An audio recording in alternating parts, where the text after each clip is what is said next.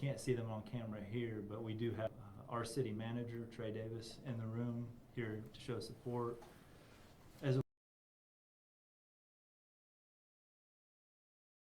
abusator, and I just point that out because the support, our leadership, our elected officials in the community really means a lot to our officers, and we really do appreciate the support that they show. Open up for. We can just kind of start off. You know, it's been a year without him. We've done so many stories on him and the impact that he's had on the community and on the different organizations that he was involved with. Kind of tell me how it's been, you know, not being able to have him for this past year. Challenging. It's been a long year. It feels like it's been 5 years just in the past year. Sergeant Nix was a very special individual. He had a knack for the work that he chose to do in working with the Family Victims Unit here at the Family Justice Center. And what we have seen and what we always knew that there were going to be big shoes to fill is the challenge in doing that.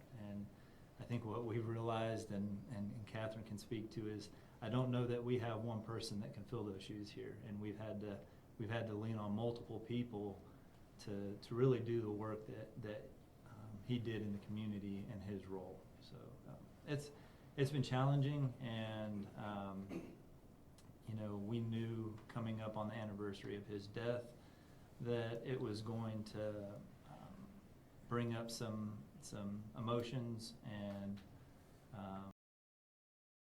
just want the community to know how we appreciate the support over this past year in helping the department grieve and get through this process. How big of an impact did he have on the Family Justice Center? So Sergeant Nix served here for the past 6 years, and it's interesting. It's like he worked here from day one. Even though he wasn't here on day one, he had such a large presence and such passion for supporting victims of domestic violence and vulnerable members of our community. He had a loud voice, and he would get fired up. Sometimes he would literally turn red in the face, and he was fired up for the right things. He always went above and beyond to support those who were hurting, but also to mentor detectives in his unit. He was known here in Greensboro, but one of the most remarkable things is that he was known across the nation for his leadership and how law enforcement should partner with family justice centers and community-based agencies to really move the needle forward in how we protect the vulnerable and hold those who do harm accountable. Because that's an important part of this work. It's about safety and protecting others, and part of that safety is offender accountability, which he really believed in.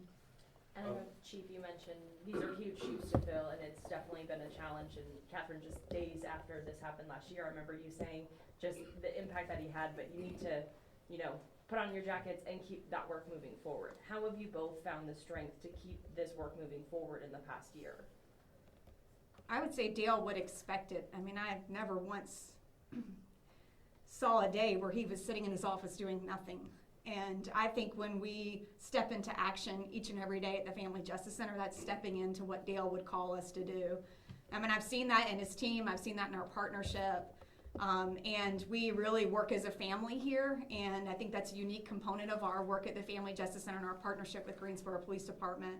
But that family, shoulder to shoulder, side by side effort has really been those key strategies to get to the next day and the next day and the next day.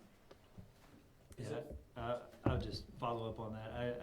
I think that's that was the expectation from Sergeant Nix, is that obviously we would continue moving forward.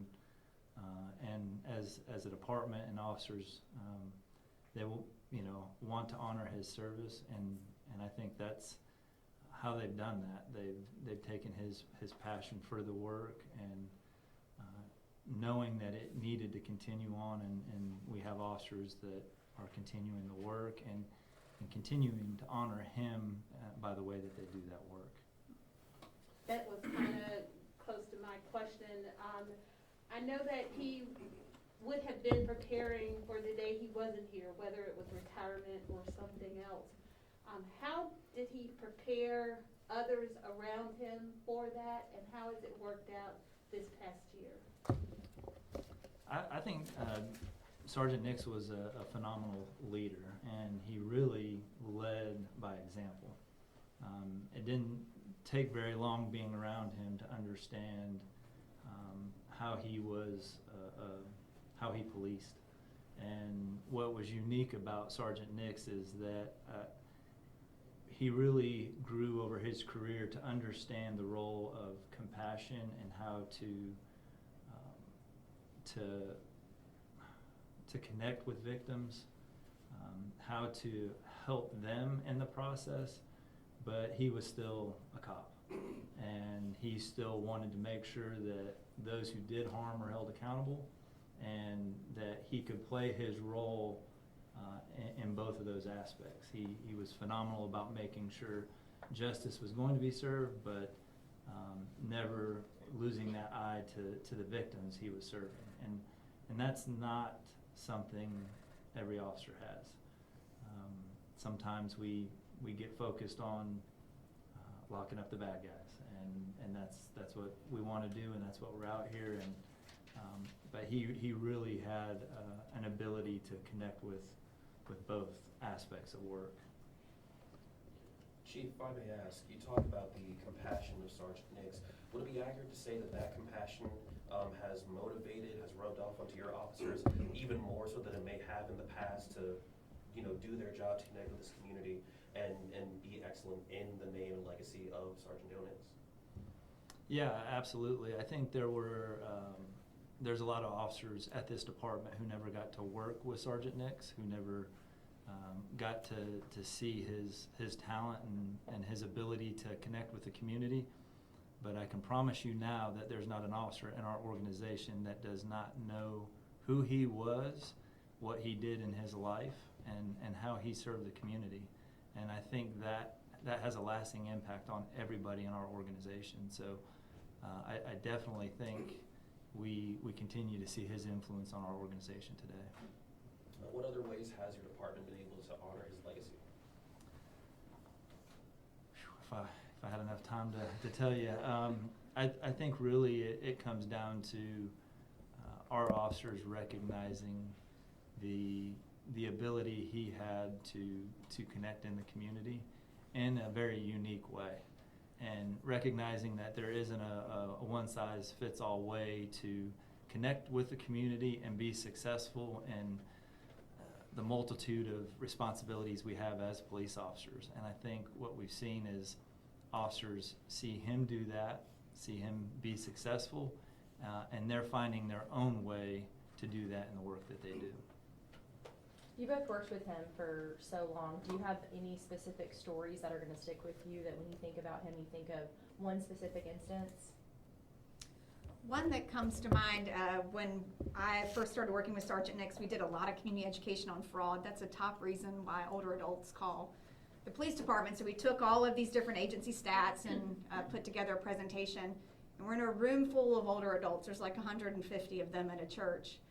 And toward the end of the presentation, and Dale was such a dynamic presenter, and he just did such an excellent job helping you kind of absorb information. And he said, I have an idea.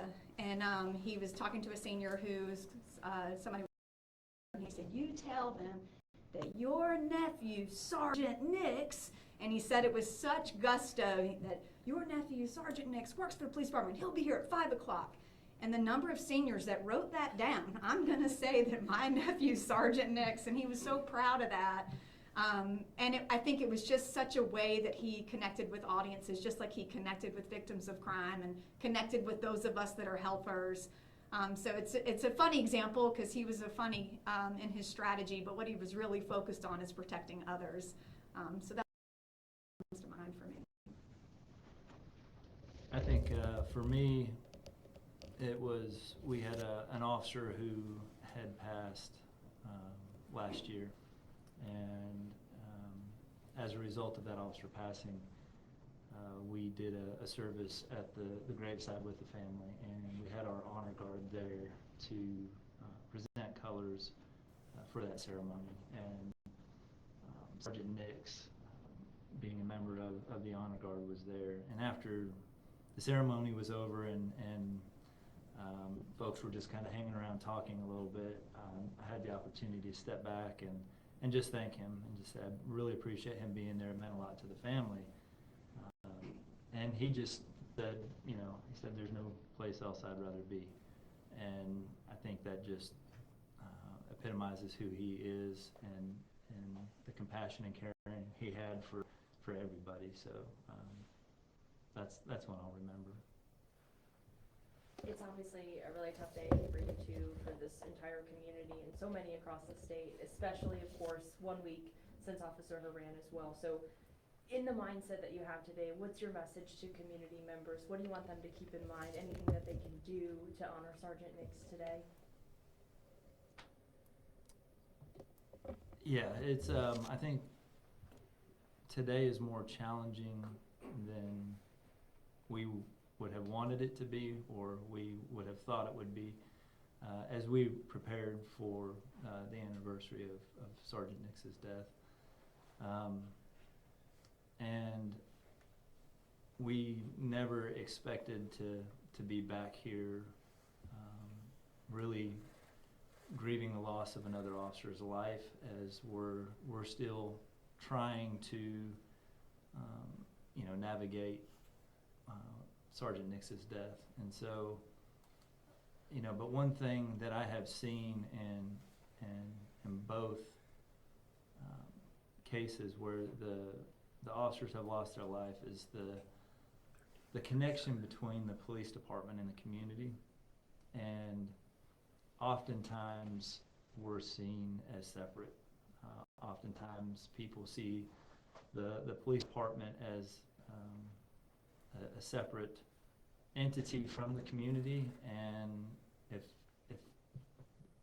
when a tragedy like this happens, if it doesn't show you that the police department is the community and the community is part of the police department, I don't know what else to say, because our officers are grieving, the community's grieving, the family's grieving, and it's not something that goes away quickly, as I'm sure we'll be here next year talking about Officer Haran.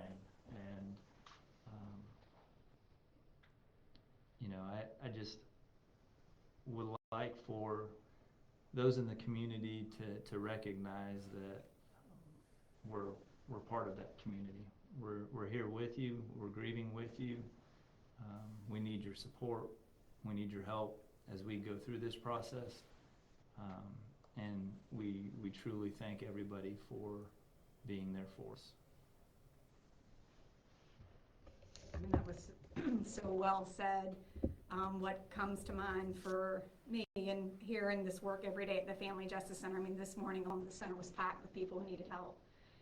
And the need for us to be aligned, the need for us to work together to help those who are hurting is just so important. And Sergeant Nix was such a light.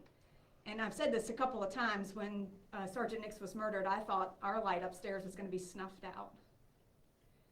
But it wasn't. It's found a way to a spark that turned into a flame that we're burning to help people and do the right thing and be aligned with our police partners and our community partners. And that's really what we're called to do. And most people who work in violence and abuse and working in the hard jobs that many of us have, it's something bigger than yourself that brings you to work every day to do that hard work, and we cannot do it alone. And Dale never did anything alone, and would expect that we would stay aligned and connected to do what is needed to get done.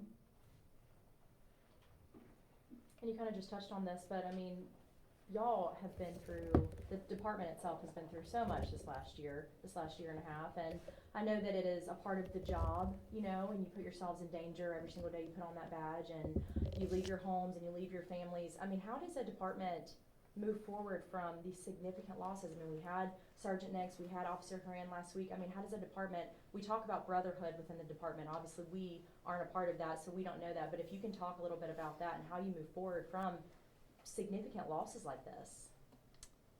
Yeah, we talk a lot about family at the police department, and it was kind of interesting. I was actually in California when an assistant chief called and let me know about Officer Haran. And I had my kids with me. We were visiting family, and I had to go tell my kids that I was going to be leaving and going back home, but they got to stay in LA for Christmas.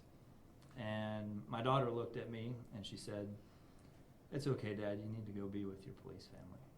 And she's 9 years old, and she knows what that means. When we say family, it's not just a word, and we truly look after each other as if we are family. And I honestly believe that and the support of our community is the only way that we get through it. I think the challenge right now is, I've heard people, grief is kind of like, it comes in waves, and after something happens, it feels like you can't catch your breath, that you're drowning, but over time, the waves get less and less, and then you can catch your breath, and then all of a sudden you're not struggling anymore, and then you're kind of on the shore. And I felt we as an organization in the community had gotten to a point where we were doing better after Sergeant Nix, and then to have those waves come crashing again with Officer Haran is a challenge. But I truly believe the only way we get past that is supporting each other as a family, and being willing to surrender a little bit to the community and let the community know we need their support. We need them to heal, and we need them so that we can be better, because as we heal and get better, then we're better able to serve the community. So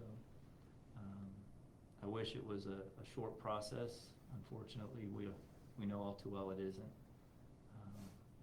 But I think if there's anything our GPD family, our Family Justice Center family, our first responder family, is that we're resilient, and we'll come out of this. We'll go through the grief, and then I think we'll come out better and stronger.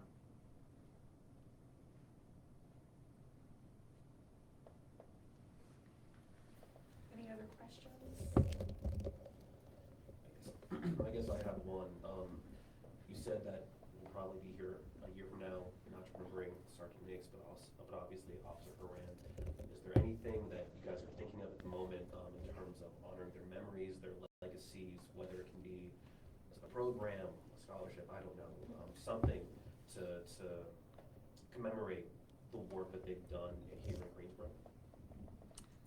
Yeah, I think that happens in a lot of different ways, and so there are things we do physically in terms of memorials. There's events that we hold that help us to honor the memories and the work that they have done. So I mean, there's a lot of things going on. Oftentimes we work with the family to determine what's best for them.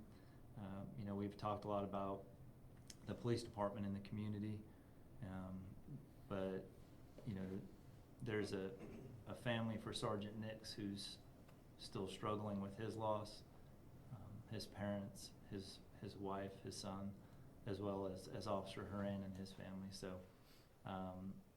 nothing specifically right now to talk about, but we definitely do a number of things to honor them.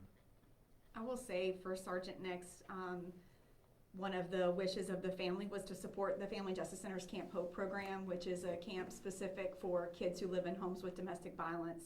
And over the past year, Camp Hope kids have come here to the center and they've asked about Dale and have written letters to Dale's family, and the community has been very generous in sponsoring tons of children to participate in that week of camp, because we really want to invest early in kids. So we don't want to lock someone up at 19 and say we're tough on crime.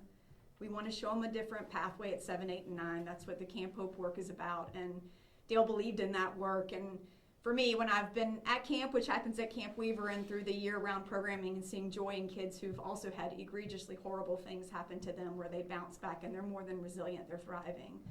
And finding small ways to turn tragedies into triumphs, and we've done that through Dale's honor, or Sergeant Nix's honor, and our Camp Hope program is one of those examples that's been quite powerful and transformative for families here in our community.